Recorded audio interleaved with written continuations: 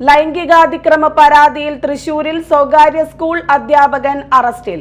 മലപ്പുറം വാണിയമ്പലം മടശ്ശേരി സ്വദേശി മുൻസാഫിറാണ് അറസ്റ്റിലായത്.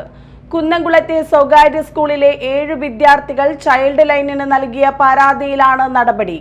Hostel warden കൂടിയായ അധ്യാപകനെയാണ് ആൺകുട്ടികളെ പ്രകൃതിവിരുദ്ധ പീഡനത്തിനിരയാക്കിയ കേസിൽ പോലീസ് പിടികൂടിയത്.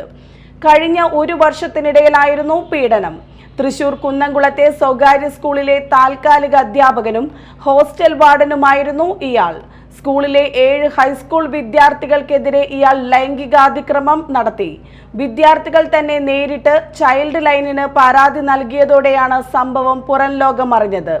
താൽക്കാലിക അധ്യാപകനായി കഴിഞ്ഞ 1 വർഷമായി ഇയാൾ സ്കൂളിൽ ജോലി ചെയ്തു വരികയായിരുന്നു.